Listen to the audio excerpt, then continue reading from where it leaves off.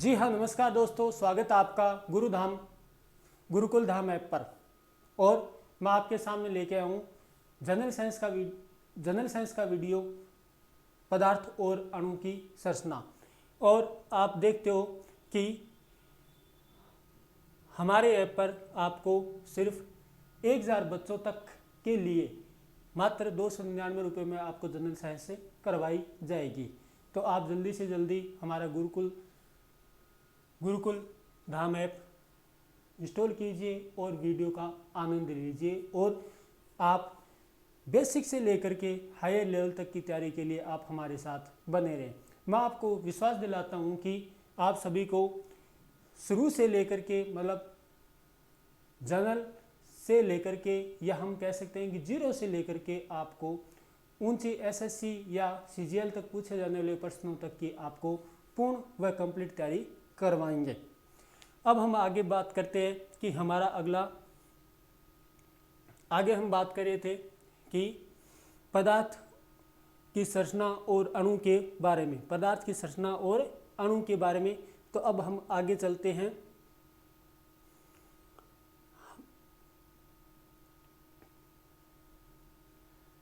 अब हम बात करते हैं पदार्थ की अवस्था के बारे में। पदार्थ की अवस्था, जो भी हमारे सामने मैटर या पदार्थ या द्रव्य जो उपस्थित होता है वो किन अवस्था में मिलता है। तो यदि हम देखते हैं कि हमारी ज्ञानेंद्रियों के द्वारा 3 अवस्थाओं में हमें उनका पता चलता है। कैसे कि यदि हम देखते हैं कि एक ठोस अवस्था होती है, एक द्रव अवस्था होती है और एक गैसीय अवस्था होती है। ठोस अवस्था का मतलब ये हुआ जिसको आप क्या कर सकते हो, हाथ में लेकर के उसकी आकृति को हम देख सकते हैं। ठोस अवस्था होगी कि ये गोल है, चकोर है या पिंड आकृति का है, या हम कह सकते हैं कि बेलनाकार आकृति का है या घन का है या घनाभ का है। ये सभी क्या होगी, हम ठोस में आकृतियों का अध्ययन बात लगा लेते हैं। बात करते हैं दूसरी अवस्था की, बात करते हैं तो हम देखते हैं कि द्रव्य होता है, वो हम छू सकते हैं, छूते हैं तब हमें हमारे सरफेस को क्या करता है, गीला करता है, या कुछ और गुण होते हैं। जैसे द्रव्य पीने के लायक में हम देखते हैं कि द्रव्य अवस्था में हमें क्या मिलता है, हमारी पृथ्वी के ऊपर जल मिलता है या पानी मिलता है। और गैसीय अवस्था की बात करते हैं, तीसरी अवस्था होती है गैसीय अवस्था, जिसमें हम आंधी के द्वारा या हवा के द्वारा हम क्या करते हैं, उसको महसूस करते हैं। अब ये 3 अवस्था होती है जो हम भौतिक रूप से हमारे सामने उपस्थित होती है। इन्हीं 3 अवस्थाओं की हम बात करते हैं। तो हम कह सकते हैं कि द्रव्य की अवस्था है वो भौतिक आधार पर हम 3 भागों में बांटते हैं, ठोस, द्रव्य और गैस। लेकिन यदि हम बात करें कि आज हम कुल बात करते हैं कि कुल पदार्थ की अवस्था कितनी होती है, तो 5 होती है। 5वीं की बात करेंगे, चौथी और 5वीं की। चौथी अवस्था आती है अपनी प्लाज्मा और 5वीं आती है BEC, नाम दिया गया है, जिनको मैं आपको शुरू में 3 अवस्थाओं के बारे में हम कुछ अध्ययन कर लेते हैं, जिनको आपको समझना है आराम से। इसका मतलब ये हुआ कि ठोस, द्रव्य और गैस 3 अवस्था है, उनमें हम क्या क्या चीज़ को अलग अलग उसको हम बांट सकते हैं, या अलग अलग में कह सकते हैं कि ये गुण मिलेगा या नहीं मिलता। तो आप मेरे साथ बने रहे। इसमें आप देखिए पहले ही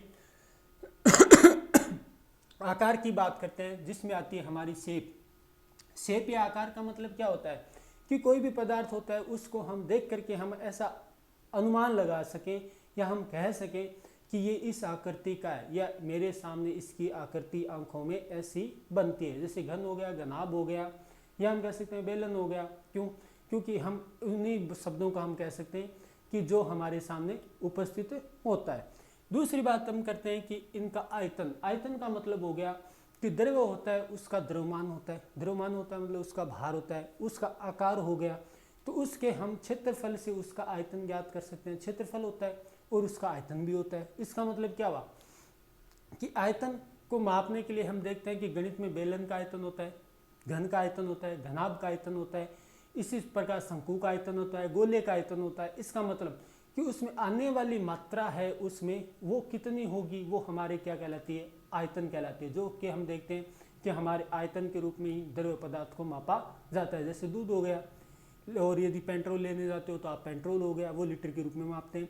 और यदि बात करते हैं कि संपीडिता का मतलब होता है किसी भी वस्तु के ऊपर यदि आप बल लगा करके, बल लगाने का मतलब हो गया कि आप उसके ऊपर दबाव डाल रहे हो, दबाव का मतलब आप उसके ऊपर प्रेशर दे रहे हो, प्रेशर डालते हो तो वो कितना पिचकता है या संकुचित होता है, वो हमारी कहलाती है संपीड्यता।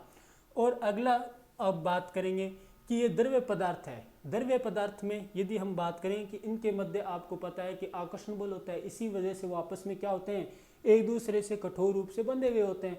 तो इनके बलों की बात करते हैं, वो क्या होता है, अणुओं के मध्य बल मिलता है, उसे हम बोलते हैं अंतरा अणुक आकर्षण बल, या हम कह सकते हैं इसको तोड़े तो हम कहते हैं अंतः अणुक आकर्षण बल। अंतः अणुक आकर्षण बल का मतलब हो गया कि जो पदार्थ के अंतर्गत अंदर रहने वाले अणु हैं उनके मध्य आकर्षण बल के बीच का मान क्या होगा, तो उसको हम कह सकते हैं अंतरा अणुक आकर्षण बल। छठा शब्द मैंने लिखा है विसरण, जिसको हम बोलते हैं डिफ्यूजन।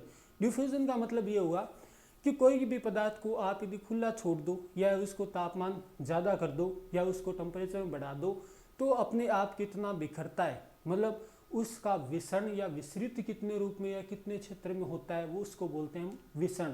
और अगली स्टेप आती है जिसको हम लेते हैं तरलता, फ्लूइडिसिटी। फ्लूइडिसिटी का मतलब क्या कि कोई पदार्थ यदि आप उसको सरफेस पर या तल पर आप उसको छोड़ देते हो तो वो उस तल पर कितना फैलता है, ये सामान्य जानकारी थी। अब जैसे जैसे हम बात करेंगे कि ठोस में ये गुण मिलता है या द्रव में ये गुण मिलता है या गैस में ये गुण मिलता है या नहीं मिलता, तो उसके ऊपर हम बात करेंगे तो आपको ये सातों बातें आपको आराम से समझ में आ जाएंगी।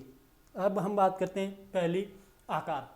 तो ठोस में हम देखते हैं कि घन, घनाभ या बेलन या गोल या गोला जैसा हो तो हम कह सकते हैं कि ठोस की आकृति आकार क्या होता है, निश्चित होता है। क्या होता है, निश्चित होता है।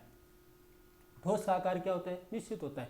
जैसे यदि मैं बात करता हूँ, कोई भी आप ठोस वस्तु लेंगे जो आपके सामने पड़ी है कमरे में, या जो मेरे सामने जो भी पड़ा है, कंप्यूटर, मॉनिटर, टीवी हो गई, डेस्कटॉप हो गई, या हम कह सकते हैं कि पंखा हो गया, सभी की ठोस आकृति ठोस है तो इसका आकार क्या है, निश्चित है। लेकिन जब भी मैं ये देखता हूँ कि द्रव्य की बात करता हूँ तो इसका आकार क्या होता है, अनिश्चित। अनिश्चित का मतलब हो गया कि आकार में कुछ इसको डिफाइन इस प्रकार से कर सकता हूँ, जैसे कि मैं पानी है, पानी को यदि मैं गिलास में डालता हूँ तो उसका आकार अलग हो गया, यदि मैं उसको फर्श पे डालता हूँ तो उसका आकार अलग हो गया, और यदि मैं किसी को जिस आकार का जो बर्तन है उसमें यदि उसको डालता हूँ तो उसका आकार पानी का क्या हो जाता है, चेंज हो जाता है। इसका मतलब होता है कि द्रव्य का आकार होता है वो क्या होता है, अनिश्चित होता है। क्या होता है, अनिश्चित होता है। और यदि गैस की बात करता हूँ तो उसी का भी आकार क्या होता है, आपको अनिश्चित मिलता है। क्या मिलता है, अनिश्चित मिलता है। आकार का मतलब हो गया कि उसकी भौतिक जगत के अंतर्गत उसका कुछ ना कुछ आकार, या हम कह सकते हैं कि उसकी कुछ ना कुछ शेप होनी जरूरी होती है। अब हम बात करते हैं आगे कि यदि आयतन की बात करें, आयतन, तो आयतन आप गणित में मापते ही हो, ठोस का आयतन, बेलन का, उसका कहने का मतलब, जैसे कुछ एक बात करते हैं कि घन का आयतन की बात करते हो तो आप मीटर क्यूब में करते हो, घनाभ की बात करते हो तब भी आप मीटर क्यूब में करते हो, क्यों लंबाई गुणा चौड़ाई गुणा ऊंचाई करते हो। घन की बात करते हो तो भी आप क्या होता है, एक भुजा, घन की भुजा समान होती है, इसलिए हम कह सकते हैं कि भुजा का स्क्वायर हो गया, भुजा का क्यूब हो गया। और यदि बेलन की और गोले के आयतन की बात करते हो तो आप जानते हो 4/3 पाई आर क्यूब होता है, क्योंकि गोलाकार आकृति में क्या आ जाता है, पाई आ जाता है। इसका मतलब क्या हुआ कि जो भी हम ठोस आकृति लेते हैं उसका आयतन क्या होता है, निश्चित होता है। क्या होता है, निश्चित होता है। लेकिन यदि द्रव्य की बात करते हैं, क्योंकि द्रव्य में कुछ ना कुछ भार होता है, या कह सकते हैं द्रव्यमान होता है। द्रव्यमान होगा तो उसका आयतन भी क्या होता है, द्रव्य की बात करते हैं लिक्विड का, पानी का आयतन, तो पानी का आयतन भी क्या होता है, निश्चित होता है। लेकिन गैस का आयतन क्या होता है, अनिश्चित होता है। जैसे यदि मैं बात करूं कि द्रव्य का आयतन होता है वो निश्चित क्यों हो जाता है, तो आप जानते हो कि द्रव्य के रूप में हम बाजार से क्या क्या लेते हैं, पेट्रोल डलवाते हैं, लीटर में मापते हैं, उसका आयतन होता है 1 लीटर या 2 लीटर या 3 लीटर। और यदि बात करते हैं कि पानी होता है उसी को हम लीटर में मापते हैं, इसका मतलब उसका आयतन क्या होता है, निश्चित होता है। और यदि हम बात करें कि कुछ ठोस आकृति होती है उसको हम नापने के लिए, आयतन को नापने के लिए किस में काम में लेते हैं, किलोग्राम में काम में लेते हैं। या किलोग्राम, आपने 1 किलो चीनी लाई, 2 किलो चीनी लाई, तो चीनी के बीच में रिक्त स्थान होते हैं, लेकिन उसका भार ज्ञात करके हम उसका क्या करते हैं, आयतन को निश्चित करते हैं। अब हम बात करते हैं घनत्व है। घनत्व होता है डी, डेंसिटी। डेंसिटी का मतलब क्या हुआ कि जो पदार्थ कितने आयतन में कितना मास आता है, कितने आयतन में कितना मास आता है या द्रव्यमान आता है। जैसे मैं एग्जांपल लेता हूँ कि यदि आप देखते हो कि D बराबर या घनत्व बराबर क्या होता है, मास अपॉन वॉल्यूम होता है, मास अपॉन वॉल्यूम होता है। इसका मतलब क्या हुआ कि यदि आप मास द्रव्यमान बट्टा क्या करे हो, आयतन करते हो, क्या करते हो, आयतन। इसका मतलब क्या हुआ कि द्रव्यमान को आपने लिया कि आपने m गुणा आपने क्या लिया g, ये क्या हो गया आपका द्रव्यमान गुणा गुरुत्वीय त्वरण क्या हो गया आपका भार, क्या हो गया भार। भार बट्टे यदि आप लेते हो आयतन, आयतन किस में लेते हो, मान लो आपने मीटर क्यूब में लिया, किस में लिया आपने मीटर क्यूब में लिया। तो अब मैं एक तुलना करता हूँ कि घनत्व में क्या होता है कि हम देखते हैं कि कितने आयतन में कितना भार आता है, कितने आयतन में कितना भार आता है। इसका मतलब क्या हुआ कि यदि आप देखते हो कि आपने एक डब्बा लिया जो एक निश्चित आयतन का हो गया, जिसका क्या हो गया निश्चित आयतन हो गया, उसमें यदि आप क्या भरते हो, आप कोशिश करो कि पहले उसमें हवा है। इसका मतलब क्या है, हवा तो उसमें जितनी भरनी है आपने उसमें वो भरी हुई पहले से है। इसका मतलब जब आप उसको उठाते हो तो वो क्या लगता है आपको, हल्का है। अब इसमें आप एक काम कीजिए कि डब्बे के अंदर आप थर्माकोल शीट आती है जो सफ़ेद होती है, उसको आप भरो तो आपको कुछ एक भार महसूस होगा, लेकिन वो क्या रहेगा, हल्का ही रहेगा। इसके बाद यदि आप उस डब्बे या उस पात्र में यदि आप क्या करते हो, पानी डालते हो तो उसका भार क्या होता है, बढ़ता है। और यदि इसमें यदि आप क्या करते हो कि पानी की अपेक्षा यदि आप उसमें कोई ना कोई उतना बड़ा ही धातु ले लेते हो, धातु का मतलब हो गया भारी हो गया, जैसे आपने लोहा भर दिया या एल्यूमिनियम भर दिया या कुछ और चीज़ें भर दी, या आपने मान लो कि मिट्टी भर दी। इसका मतलब है कि उसमें भार का मान क्या होता रहता है, चेंज होता रहता है। चेंज होने का मतलब ये हुआ कि उसकी डेंसिटी या घनत्व की बात करते हैं तो वो क्या होता है, चेंज होता है। इसका मतलब इसका भार जी की वैल्यू तो सभी के लिए क्या है, बराबर है। जो हम पहले बात कर चुके हैं कि सभी के लिए गुरुत्वाकर्षण बल होता है, उसका मान तो क्या रहता है, बराबर रहता है। लेकिन जो m की वैल्यू होती है, मास, वो क्या होती है, चेंज होती रहती है। इसलिए क्या होता है, हमें कोई हल्का लगता है, कोई भारी लगता है, इसी प्रकार से। तो इसमें यदि हम देखते हैं कि घनत्व होता है वो क्या होता है, द्रव्यमान के क्या होता है, द्रव्यमान के तो क्या होता है, समानुपाती। द्रव्यमान के हम कह सकते हैं कि समानुपाती होता है। d समानुपाती किससे होगा, यदि हम बात करते हैं d समानुपाती होगा m के, और d व्यक्तक्रमानुपाती होगा आयतन के, किसके, आयतन के।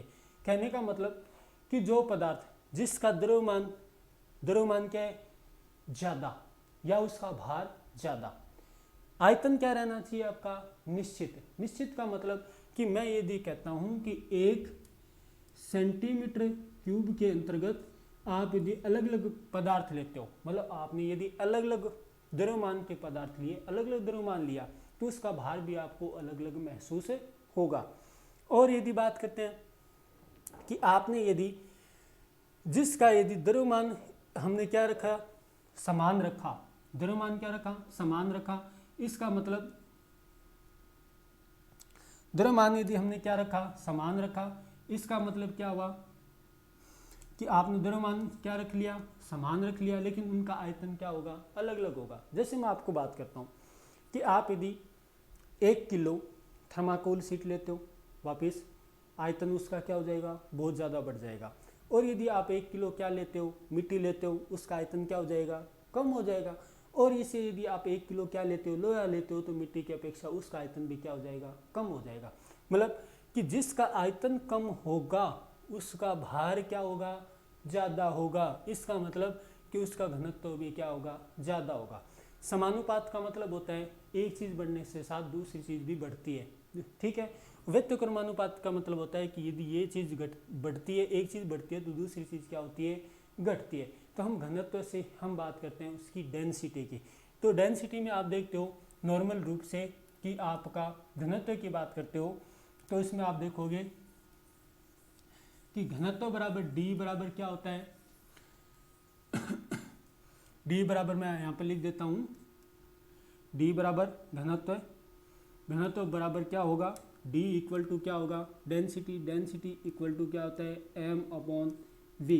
m अपॉन वी को हम ब्रैकेट में लिख रहा हूँ वजह क्या है? क्योंकि भार को हम नहीं लेते हैं डेंसिटी मापने के लिए, हम सिर्फ और सिर्फ द्रव्यमान और आयतन को ही काम में लेता है। इसका मतलब है कि मैं वेट W/V भी लिख सकता हूँ। मैंने ये कहा लिख सकता हूँ, लिखते नहीं है। आपको ये फॉर्मूला याद रखना है, कौन सा? M/V का। अब देखो कि यदि ठोस की बात करें तो ठोस में आयतन निश्चित होता है, आकार भी निश्चित होता है और घनत्व भी क्या होता है? क्योंकि आकार और आयतन दोनों क्या हो गए? निश्चित हो गए, क्योंकि उसका द्रव्यमान भी निश्चित हो गया और उसका आयतन भी क्या हो गया? निश्चित हो गया। इसलिए क्या होता है कि यदि हम बात करते हैं घनत्व है तो एक तो हो गया निश्चित भी हो गया, और साथ में क्या आता है कि आप जानते हो कि हम बात करें कि इनका घनत्व तीनों अवस्था में तुलनात्मक रूप से, तो हम कह सकते हैं कि जो घनत्व होगा वो सर्वाधिक किसका होगा? ठोस का होगा। किसका होगा? सर्वाधिक घनत्व किसका मिलता है हमें? ठोस का मिलता है। लेकिन यदि हम बात करें कि द्रव्य की बात करें तो आपको पता है कि इसका आकार तो क्या है? अनिश्चित, लेकिन इसका आयतन क्या है? निश्चित है। लेकिन उसमें द्रव्यमान तो होता है क्योंकि उसमें भार होता है। इसका मतलब क्या हुआ कि हम जानते हैं कि द्रव्य का जो घनत्व की बात करते हैं तो वो क्या होता है? ठोस से क्या होता है? कम होता है। ठोस से क्या होता है? ठोस से कम होता है। और यदि हम बात करें कि गैस की, तो गैस में क्या होता है कि डी घनत्व है। कहने का मतलब आपने बहुत बड़ा वॉल्यूम ले लिया, जैसे कि एक कमरे में कितनी गैस है तो आप कह सकते हो कि उस गैस तो है, इसका मतलब उसमें मास तो है, द्रव्यमान तो है, लेकिन उसका आयतन बहुत बड़ा होने के कारण हम कह सकते हैं कि क्या है? इसका आयतन क्या है? बहुत ही कम है, या हम कह सकते हैं अत्यंत कम। क्या है इसका घनत्व? क्या है? अत्यंत कम है। इसका मतलब हम कह सकते हैं कि घनत्व की बात करते हैं तो हम जानते हैं कि D इक्वल टू हम देखते हैं सॉलिड में सबसे ज़्यादा, फिर आ गई आपकी लिक्विड, और लिक्विड से बहुत कम रहती है कौन सा? हम जानते हैं कौन सा आ जाएगा? G, gas. क्या आ जाएगा? गैस। इसमें यदि हम देखते हैं क्या आ जाएगा? गैस। तो गैस अवस्था में हम देखते हैं तो इसमें क्या आ जाएगा आपका? गैस। सबसे कम किस में आ जाएगा? गैस में। किस में आ जाएगा? सबसे कम। सॉलिड से ज़्यादा कम किसका हो गया? लिक्विड का। और लिक्विड से भी ज़्यादा कम किसका हो गया? हम कह सकते हैं गैस का। किसका हो गया? गैस का। अब हम इसमें अंतर करना जानते हैं कि सबसे ज़्यादा घनत्व किस में मिलेगा? ठोस में मिलेगा, उसके बाद द्रव मिलेगा, और गैस में तो सबसे कम मिलता है। तो घनत्व वाली बात आपको समझ में आ गई होगी। अब हम बात करते हैं, चौथा पॉइंट हमारा आता है संपीड्यता। संपीड्यता को हम बोलते हैं कंप्रेसिबिलिटी। कंप्रेसिबिलिटी का मतलब होता है कि उसको आप कितना दबा सकते हो। जैसे कि आप जानते हो, मैं आपको ऐसे कहूँ कि आपको लोहे को पीटना है, ठीक है? आप दबा रहे हो मतलब पीटना है। मैं आपको ऐसे कहूँ कि आपको चौक का टुकड़ा है या कोई कैल्शियम कार्बोनेट, कहने का मतलब कोई सफ़ेद संगमरमर का टुकड़ा है, या मैं कह सकता हूँ कि हमारे लोकल एरिया में मिलने वाला कोई क्या है? भाटा है या पत्थर है। उसको यदि आप, जो सफ़ेद पत्थर होता है, उसको आप के ऊपर आप वजन डालोगे या उसको कंप्रेस करोगे तो या तो वो क्या होगा? यदि धातु है जैसे लोहा हो गया, उसके ऊपर आप वजन डालोगे तो वो क्या हो जाएगा? फैल जाएगा, टूटता नहीं है। इसका मतलब कि प्रत्येक द्रव्य के बीच में आकर्षण बल मिलता है। यदि आप कोई पत्थर या उसके ऊपर यदि आप दबाव डालोगे तो क्या होगा? यदि आप देखते हो कि वो अलग अलग टुकड़ों में टूट जाएगा, कहने मतलब अणु या परमाणु के मध्य जो आकर्षण बल था वो टूट जाता है और वो क्या हो जाता है? बिखर जाता है या रह जाता है। इसका मतलब संपीड्यता की बात करते हैं तो इसमें क्या होगी? ठोस पदार्थ होते हैं उसमें क्या मिलती है आपको? संपीड्यता क्या मिलते हैं? नगण्य मिलती है। नगण्य का मतलब होता है कि आप उसको कितना भी ज़्यादा दाब लगा दो, उसको आप पिचका नहीं सकते, ठीक है? अगली हम बात करेंगे कि द्रव्य। अब कोई कहेगा सर मैं तो ट्रेन के नीचे सिक्का दे दूंगा, पिचकेगा तो ज़रूर, लेकिन भैया आपने इतने ज़्यादा दाब लगाया है कि हम ऐसे नहीं कह सकते कि हम नॉर्मल अपने हाथों से या अपने दबाव से उसको पिचका सकते हैं, ठीक है? आगे हम देखते हैं कि द्रव्य, लिक्विड की बात करते हैं। लिक्विड में हम देखते हैं कि इसमें तो नगण्य मिलता है, लेकिन क्या होता है कि लिक्विड के अंतर्गत ठोस से थोड़ी सी क्या मिलती है? संपीड्यता या पिच करने की ताकत मिलती है। इसलिए हम इसको कह सकते हैं कि ये क्या होती है? बहुत कम होती है। क्या होती है? बहुत कम। और गैस में आप जानते हो कि जब भी आप गैस के ऊपर दाब लगाते हो तो वो क्या हो जाएगी, गैस थोड़ी सी पिचक जाएगी। इसको हम कह सकते हैं कि अत्यधिक संपीड्यता किस में मिलती है, या हम कह सकते हैं अत्यधिक संपीड्यता या सर्वाधिक संपीड्यता किस में मिलती है, गैस में मिलती है। अब इसको आप एक एग्जांपल से देखिए कि आपने सिरिंज ली, जो डॉक्टर यूजली करते हैं कि टीका लगाने में, उसके आपने निडल को आगे से हटा लिया और उसके आगे आपने उसको अंगुली से क्या कर दिया, ब्लॉक कर दिया। अब ब्लॉक करने के बाद जब आप उसमें कोई ठोस पदार्थ भर लिया, मान लो आपने रेत भर ली, आप दबा ही नहीं सकते उसको, दबेगी भी नहीं। यदि आपने उसमें क्या भरा है, द्रव्य भरा है, इसका मतलब आपने अंगुली से आप प्रेशर दे रहे हो तो थोड़ा सा वो दबेगा, मतलब थोड़ी सी क्या मिलेगी, कंप्रेसिबिलिटी, या क्या मिलेगी, उसमें संपीड्यता मिलती है। लेकिन जब आप एकदम खाली है, मतलब उसमें क्या है, सिर्फ हवा है, तब आप उसको द्रव्य की अपेक्षा बहुत ज़्यादातर क्या कर सकते हो, उसको दबा सकते हो। इसका मतलब हुआ कि हम कंप्रेसिबिलिटी या संपीड्यता की बात कर रहे थे, ये आपको अच्छी तरह से समझ में आ गई होगी कि सर्वाधिक तो किस में मिलेगी, तो हम कंप्रेसिबिलिटी या इसमें देखते हैं तो सर्वाधिक सी की वैल्यू किस में मिलेगी आपको, गैस में, जो क्या मिलेगी, सबसे ज़्यादा। उसके बाद यदि हम बात करते हैं तो हम बात करते हैं लिक्विड की, और लगभग नए के बराबर मिलती है किसमें, सॉलिड में। नए के बराबर किसमें मिलेगी, सॉलिड में। अब हम अगली बात करते हैं ठोस, द्रव्य और गैस अवस्था में। अगला पॉइंट लेते हैं अंतराण्विक आकर्षण बल। अंतराण्विक आकर्षण बल का मतलब होता है कि कोई भी पदार्थ है उसमें यदि हम देखते हैं तो एक स्ट्रक्चर हमें कुछ इस प्रकार से मिलती है। यदि हम देखते हैं तो कि ये कोई ठोस पदार्थ है तो उसमें अणु क्या होते हैं, एक दूसरे के आसपास इतने ज़्यादा होते हैं कि वो सभी के सभी एक दूसरे में अंतर अवकाश भी बहुत कम मिलता है। और उनके मध्य क्या मिलेगा, इनके मध्य क्या मिलेगा, यदि आप देखते हो कि सॉलिड की स्ट्रक्चर में देखते हो तो इनके मध्य आंतरिक अवकाश मिलता भी नहीं है। इसका मतलब क्या हुआ कि जब आप ये देखते हो, इसका मतलब इनके बीच में बहुत खाली जगह मिलती भी नहीं है। इसका मतलब हुआ कि इनके मध्य, अणु के मध्य, दूसरे अणु के मध्य या दो अणुओं के मध्य इतनी ज़्यादा आकर्षण बल है कि एक दूसरे से एकदम पूरे चिपक करके बैठे हुए। इसको हम बोलते हैं अंतः आणविक आकर्षण बल। तो ठोस में तो क्या मिलेगा आपको, सर्वाधिक। लेकिन यदि मैं बात करता हूँ अंतराण्विक आकर्षण बल, सर्वाधिक कह सकता हूँ, या अंतराण्विक सर्वाधिक बल है वो क्या मिलेगा, उच्च मिलता है। क्या मिलता है, उच्च। लेकिन जब हम द्रव्य के स्ट्रक्चर में देखते हैं तो कुछ एक इनके मध्य क्या मिलते हैं आपको, आकर्षण बल में थोड़ी स्पेस ज़्यादा मिलती है। क्या मिलती है, थोड़ी सी स्पेस ज़्यादा मिलती है। आपको इस प्रकार से देखना है, जैसे कि हम देखते हैं कि द्रव्य में क्या मिलता है, हाइड्रोजन बॉन्ड मिलता है। हाइड्रोजन बॉन्ड का मतलब होता है कि द्रव्य के कणों को आपस में जोड़ने के लिए कार्य करता है पानी में। इसका मतलब ये हाइड्रोजन बॉन्ड की थोड़ी भी बात आएगी हमारे आगे, जो क्या होती है, अलग होती है। इसका मतलब कि द्रव्य में कुछ ना कुछ क्या होते हैं, खाली स्थान होते हैं, खाली स्थान होते हैं। इसी वजह से हमने कहा था कि कुछ ना कुछ हम क्या कर सकते हैं कि इसको दबा भी सकते हैं, लेकिन बहुत कम तरीके से उसको बहुत ही कम दबा सकते हैं। लेकिन अंतराण्विक आकर्षण बल क्या होता है, तो हम बात करते हैं कि इनके मध्य आकर्षण बल क्या होता है, दुर्बल होता है। क्या होता है, दुर्बल।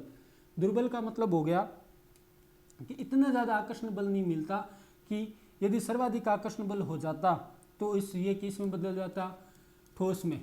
और यदि बात करते हैं कि ठोस की अपेक्षा द्रव्य में क्या मिलता है, आपका दुर्बल आकर्षण बल मिलता है।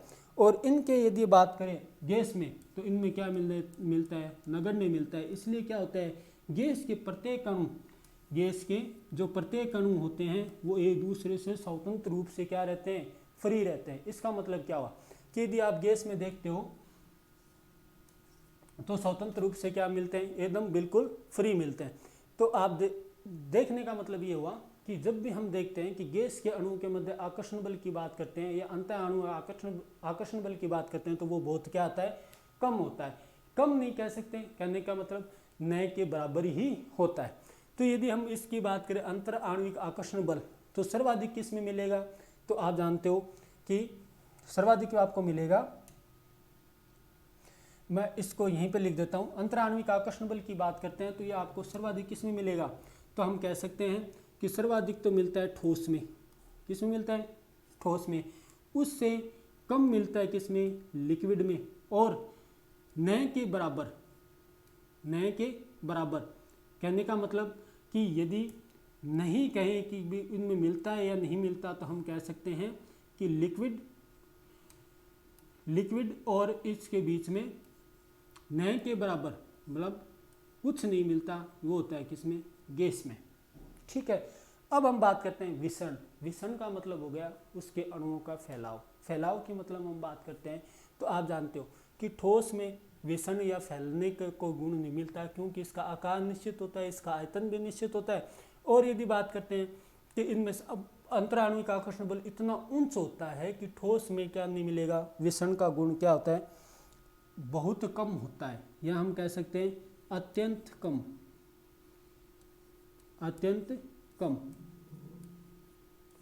ठीक है, और यदि बात करें विसरण का गुण सबसे ज़्यादा किस में मिलता है, ठोस से क्या मिलेगा, द्रव में ठोस से ज़्यादा, ठोस से क्या मिलेगा, ज़्यादा। और यदि हम बात करते हैं कि गैस में क्या हो जाता है तो हम कह सकते हैं विसरण का गुण सर्वाधिक मिलता है।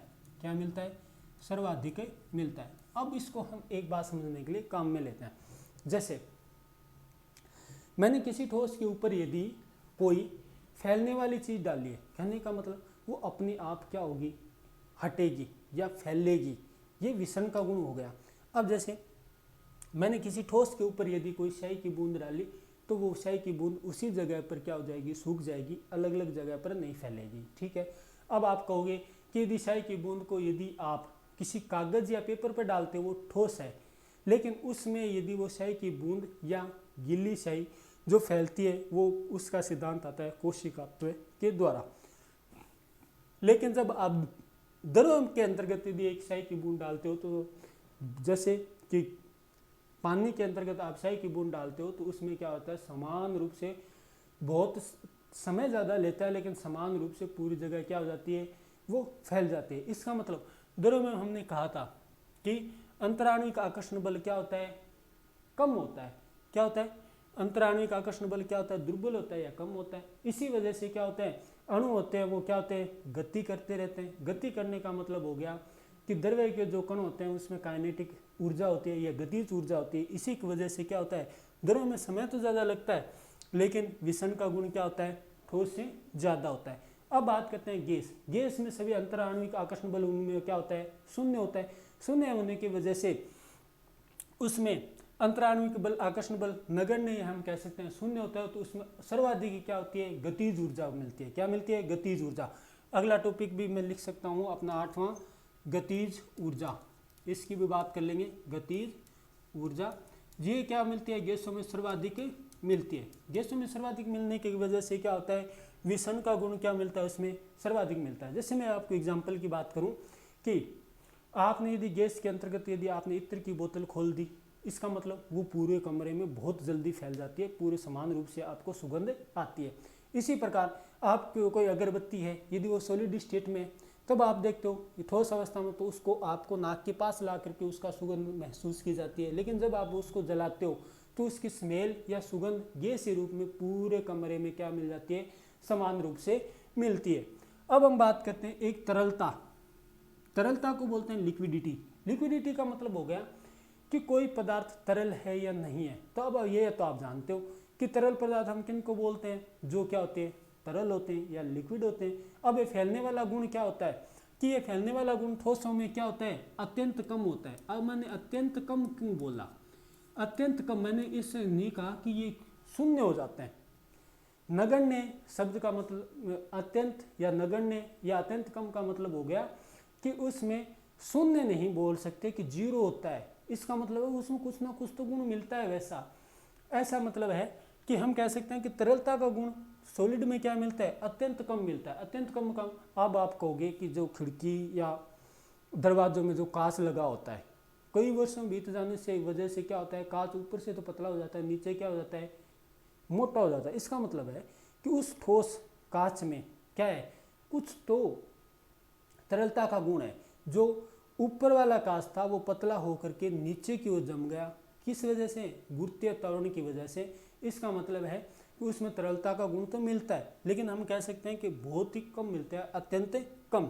और तरलता का गुण द्रव्य की बात करते हैं तो इसमें क्या मिलता है, आपको पता है सर्वाधिक, सर्वाधिक मैं नहीं लिख सकता, वजह क्या है?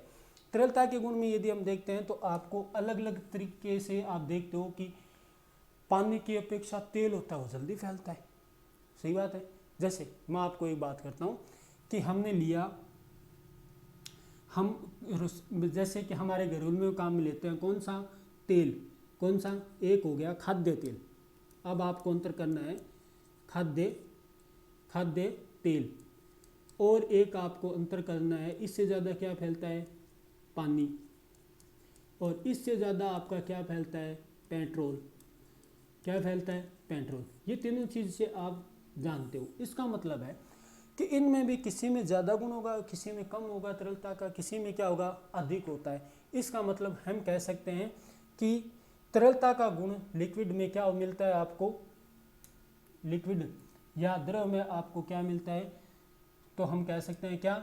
ठोस से बहुत ज़्यादा। ठोस से क्या मिलता है? बहुत ज़्यादा मिलता है। और हम कह सकते हैं कि तरलता का गुण लिक्विडिटी या फैलाव, तो हवा में आप जानते हो कि एक आप इत्र की शीशी को यदि खोलते हो, इसका मतलब है कि उसका फैलाव सेकंडों में क्या हो जाता है? पूरे कमरे या पूरे वातावरण में हो जाता है। इसलिए मतलब कि तरलता का गुण सर्वाधिक किस में मिलता है?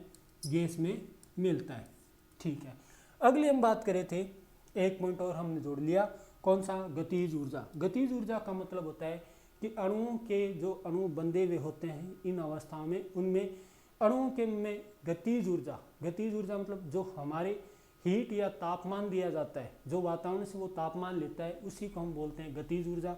गतिज ऊर्जा का मान क्या होता है कि हम कह सकते हैं कि 0 केल्विन के ऊपर गतिज ऊर्जा का मान क्या मान सकते हैं? हम नगण्य मान सकते हैं। नगण्य मानने का मतलब हो गया कि 0 केल्विन पर तो गतिज ऊर्जा का मान हम कह सकते हैं कि शून्य होता है। लेकिन जैसे जैसे वातावरण में कोई भी पदार्थ है तो वो वातावरण से क्या करता है? ऊर्जा ग्रहण करता है। जो हमारे परमानेंटली ऊर्जा का स्रोत क्या होता है, जो हमें सभी को ऊर्जा देता है? सूर्य। सूर्य की जो रोशनी आती है उससे वो क्या करता है? हीट या ऊर्जा ग्रहण करता है या तापमान ग्रहण करता है, जिसकी वजह से गतिज ऊर्जा का मान हम देखते हैं कि ठोस, द्रव्य और गैस में, तो ठोस में गतिज ऊर्जा का मान क्या होता है? अणु आपस में इतने टाइट बंधे होते हैं। कैसे? क्योंकि उसमें अंतराणुविक आकर्षण बल का मान क्या होता है? उच्च होता है। उच्च होने की वजह से वो क्या, उसमें गतिज ऊर्जा का मान क्या मिलता है? ये अत्यंत कम मिलता है। क्या मिलता है? अत्यंत कम। लेकिन जब द्रव्य की बात करते हैं तो द्रव्य फैलने में काम आता है, तो उसमें कुछ ना कुछ अणुओं में क्या मिलता है? गतिज ऊर्जा का मान मिलता है। वो क्या होता है? ठोस से क्या होता है? बहुत ज़्यादा होता है। लेकिन गैस की बात करते हैं तो गैस के अणु एक दूसरे से पूर्ण आकर्षण बल से क्या होते हैं? मुक्त रहते हैं। इसी वजह से उसमें गतिज ऊर्जा का मान क्या मिलता है? सर्वाधिक मिलता है। इसलिए हम देखते हैं कि अणु होते हैं वो क्या होते हैं? गैस में बहुत जल्दी फैलते हैं। ठीक है, अब मैंने जो आपको ये ठोस की जो द्रव्य की अवस्था मैंने जो आपको 3 बताई है, इनके बारे में आपको अच्छी तरह से समझ में आ गया होगा। आशा करता हूँ कि भी आप इसको अच्छी तरह से समझे होंगे। अब हम बात करते हैं कि द्रव्य की अवस्था में हमने कुल 5 अवस्था की बात की थी, जिनमें 3 अवस्था का हमने अध्ययन कर लिया। सामान्यतः ठोस में आप जानते हो मिट्टी हो गया, पत्थर हो गया, ठीक है। द्रव्य में आप जानते हो कि हमारे सामान्य दैनिक जीवन में काम आने वाली चीज़ होगी, पानी हो गया, पेट्रोल हो गया। अब हम बात करते हैं गैस, जो हमारे चारों ओर जो मिलती है वो गैस के अणु हो गए, जो हम श्वसन के द्वारा ग्रहण करते हैं। अब चौथी अवस्था और 5वीं अवस्था की हम बात करते हैं तो आपको देखना है कि चौथी अवस्था आती है हमारी प्लाज्मा। प्लाज्मा क्या चीज़ है? प्लाज्मा आप जानते हो कि सूर्य, चंद्रमा तो क्या है? उपग्रह है पृथ्वी का। लेकिन वो चमकता कैसे? आप जानते हो कि सूर्य की रोशनी आती है, चंद्रमा से परावर्तित होकर पृथ्वी तक आती है, इसलिए चंद्रमा होता है वो चमकता है। लेकिन सूर्य है वो क्या, एक तारा है। तारा होने की वजह से क्या होता है? उसके ऊपर नाभिकीय विखंडन अभिक्रिया चलती रहती है, या नाभिकीय सैलन अभिक्रिया चलती है। इसमें हम बोलते हैं कि तारों के ऊपर नाभिकीय सैलन अभिक्रिया ही चलती है।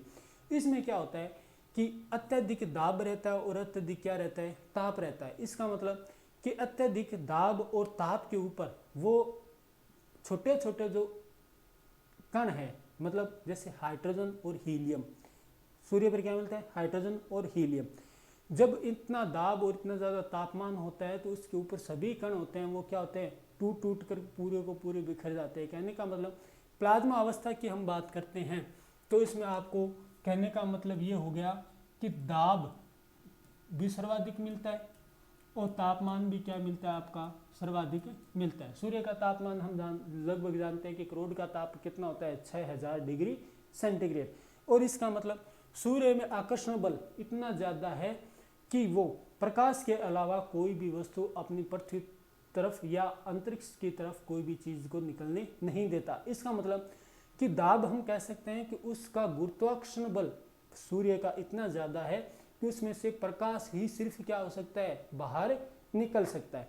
तो ऐसी अवस्था होती है जिसको हम बोलते हैं प्लाज्मा। कैसे कि प्लाज्मा अवस्था के अंतर्गत दाब भी बहुत ज़्यादा होना चाहिए, ताप भी बहुत ज़्यादा होना चाहिए। इस अवस्था में हम जानते हैं कि परमाणु या अणु टूट करके क्या बन जाते हैं, परमाणु अवस्था में मिलते हैं। परमाणु अवस्था में आप जानते हो सूर्य के ऊपर हाइड्रोजन मिलता है या मिलता है हीलियम प्लस या हाइड्रोजन हो गया। अब देखते हैं कि इसमें से इलेक्ट्रॉन भी निकल आते हैं, प्रोटॉन भी निकल आते हैं और न्यूट्रॉन भी क्या मिलते हैं, फ्री अवस्था में मिलते हैं। इसका मतलब कि इसी में हम कह सकते हैं कि ये अवस्था कौन सी कहलाती है, प्लाज्मा अवस्था। कौन सी अवस्था, प्लाज्मा अवस्था। अब इसमें हम एग्जाम्पल की बात करते हैं तो हमारे पृथ्वी के ऊपर हम उदाहरण देने के लिए हम एक शब्द लेते हैं फ्लोरोसाइट ट्यूब, जिसमें दाब भी ज़्यादा रहता है और तापमान भी ज़्यादा रहता है, गर्म ज़्यादा होती है, इसलिए फ्लोरोसाइट ट्यूब और नियॉन बल्ब हम काम में लेते हैं। अब हम आगे की बात करते हैं, तो इसमें आपको देखना है कि पांचवी अवस्था की बात करते हैं। तो पांचवी अवस्था में हम देखते हैं कि हमारी आती है बीईसी। बीईसी अवस्था का मतलब हो गया कि इसमें हम अवस्था का नाम दिया गया है। क्या दिया गया है, बीईसी। बीईसी किसके ऊपर, एक हमारे भारतीय वैज्ञानिक थे, कौन से, बोस, और दूसरा बोस कौन थे, सत्येंद्रनाथ बोस, और दूसरा शब्द दिया गया आइंस्टाइन। आइंस्टाइन किससे लिया गया शब्द, अल्बर्ट आइंस्टाइन से। अब तीसरा शब्द आपको दिया गया है कौन सा, कंडेंसेट। कंडेंसेट का मतलब होता है जमाना। कंडेंसेट का मतलब जमाना। जमाने का मतलब हो गया कि तापमान को इतना कम करो कि वो जम जाए। क्या चीज़ जम जाए, कि हम जमाने के लिए काम में किसको लेंगे। जैसे आप जानते हो कि पानी होता है, जल होता है, वो 0 डिग्री सेंटीग्रेड के ऊपर जम जाता है, ठीक है। अब यदि हम बात करते हैं पारा, Hg, तो ये क्या होता है, -39 डिग्री के ऊपर क्या हो जाता है, जम जाता है। इसका मतलब हम जो चीज़ पहले जम गई उसको हम और नहीं जमा सकते। जिस प्रकार हम देखते हैं कि तापमान को हम इससे ज़्यादा तो कम पे तो नाप ही नहीं सकते मरकरी थर्मामीटर से, इसलिए काम में लिया जाता है कौन सा, हम कह सकते हैं केल्विन पैमाना, जिसको हम बोलते हैं ओके।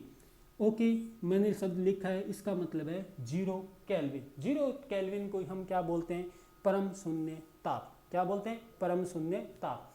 अब ताप के बारे में यदि हम बात करें कि डिग्री सेंटीग्रेड और केल्विन में मान में कितना होता है, कि मैं लिखता हूं कि यदि 0 डिग्री सेंटीग्रेड है, क्या है, 0 डिग्री सेंटीग्रेड है, इसका मतलब क्या हो गया, 0 डिग्री सेंटीग्रेड का मतलब हो गया कि 0 डिग्री सेंटीग्रेड का मतलब हो गया कि आप उसके ऊपर कितना है, 273.15 केल्विन ताप है, किसमें, प्लस में। अब आप सोचते हो कि माइनस तापमान कितना हो सकता है, माइनस तापमान कितना हो सकता है, तो माइनस में हम कह सकते हैं कि 0 केल्विन, डिग्री नहीं लगता केल्विन में, क्यों, क्योंकि परम ताप है, इससे कम हो भी नहीं सकता, इसलिए इसके ऊपर डिग्री नहीं लगता है। अब ये 0 केल्विन का मतलब हो गया कि जब आप 0 केल्विन लिखते हो इसका मतलब हो गया -273.15 डिग्री सेंटीग्रेड। ये क्या हो गया, 273.15 डिग्री सेंटीग्रेड। ये हो गया तापमान का पैमाना। अब हम जो भी हम देखेंगे वो किस में देखेंगे, केल्विन में, तापमान में देखते हैं। जैसे मैं आपको एग्जांपल देता हूँ कि यदि आप बर्फ़ होती है, वो क्या होती है, बर्फ़ या पानी का जमाव बिंदु क्या होता है, 0 डिग्री सेंटीग्रेड। और ये क्या होता है, यदि 0 डिग्री सेंटीग्रेड की बात करें और यदि पानी होता है वो उबलता है कितने पर, 100 डिग्री सेंटीग्रेड। अब आप इसमें देखोगे कि इसमें केल्विन का पैमाना क्या होता है, तो हम लिखेंगे 273 केल्विन इसके बराबर, और ये किस पे होता है तो 373 केल्विन। इसको हम बोलते हैं परम ताप। अब आप समझ गए होंगे कि डिग्री सेंटीग्रेड और केल्विन के बीच में दोनों 100 का ही अंतर चलता है। तो आपको यदि डिग्री सेंटीग्रेड को केल्विन में बदलना है तो डिग्री में मान दिया हुआ उसमें क्या करो 273 आप जोड़ दो, क्या कर दो 273 डिग्री आप क्या कर दो उसमें जोड़ दो। और यदि केल्विन में दिया हुआ है और आपको डिग्री सेंटीग्रेड देखना है तो उसमें से आप 273 क्या कर लो माइनस कर लो। ये बात थी जो सामान्य बात थी, हम टेम्परेचर की बात आगे और करते रहेंगे। तो अब हम देखते हैं आगे कि ये तापमान की बात थी कि भी कितना क्या करना है हमें, क्या कितना मिटाना है। अब हम आगे बात करते हैं कि तापमान की बात कर रहे थे तो बीईसी का पूरा नाम तो हो गया बोस आइंस्टाइन कंडेंसेट, ठीक है। अब इसको दो नाम लिए गए हैं जो कौन कौन से हो गए, एक तो भारतीय वैज्ञानिक है सत्येंद्र नाथ बोस और दूसरा है अल्बर्ट आइंस्टीन, जिसको आप अच्छी तरह से जानते हो। अब हम बात करें कि इसकी खोज कब की थी, तो हम कह सकते हैं कि 2001 में एरिक ए कॉर्नेल का मतलब होता है, हम आगे परमाणु में पढ़ेंगे, कॉर्नेल का मतलब अलग होता है, लेकिन ये किसी वैज्ञानिक का नाम है। एरिक ए कॉर्नेल, एल्फ गे कैटरले और कॉल ई वेमन के द्वारा इनको क्या किया गया, खोजा गया, इस अवस्था को खोजा गया और इनको भौतिकी नोबेल प्राइज भी मिला। अब हम बात करते हैं कि इस अवस्था को प्राप्त करने के लिए इनको क्या क्या करना पड़ा था। इसका मतलब है कि इन्होंने क्या लिया, कम घनत्व की गैस, कम घनत्व बहुत कम हो, ठीक है, कम घनत्व की गैस को, अब क्या किया इन्होंने, कम घनत्व की गैस को आप परम ताप तक, परम शून्य ताप को हम लिखते हैं 0 केल्विन। क्या लिखते हैं 0 केल्विन। मैंने ओके शब्द बार बार इसलिए लिख रहा हूँ कि आपको ओके नहीं बोलना है, इसको क्या बोलना है परम शून्य ताप। क्या बोलना है परम शून्य ताप तक क्या किया इनको, ताप तक इनको क्या किया, ठंडा किया। क्या किया, ठंडा किया। इसी को हम बोलते हैं कंडेंसेट। कहने का मतलब कि कम घनत्व वाली गैस को इतने केल्विन तक यदि आप क्या करते हो, इतना ज़्यादा ठंडा कर लेते हो, तो इसको बोलते हैं परम शून्य ताप पर, जहाँ पे एंट्रोपी का मान क्या मिलता है, आपको लगभग शून्य मिलता है। एंट्रोपी का उदाहरण हम उष्मागतिकी में आती है, फिजिक्स में पढ़ेंगे, लेकिन एंट्रोपी का मान हम जानते हैं कि वो शून्य तक मिलता है। अब मैं आपको एक बात और बता सकता हूँ कि उष्मागतिकी के अनुसार हम कह सकते हैं कि कभी भी विश्व की एंट्रोपी बढ़ रही है और कभी भी एंट्रोपी का मान शून्य नहीं किया जा सकता। क्योंकि कुछ ना कुछ अव्यवस्था रह जाती है। लेकिन हम इसको एक बीईसी अवस्था को, कम घनत्व वाली गैस को यदि परम शून्य ताप तक ठंडा किया जाता है तो उसको हम बोलते हैं बीईसी अवस्था।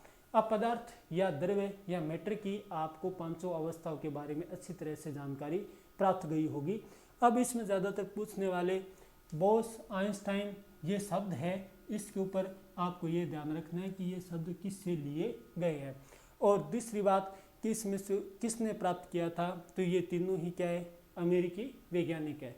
अमेरिका वैज्ञानिकों के द्वारा इसको खोजा गया था या बनाया गया था। जी धन्यवाद दोस्तों।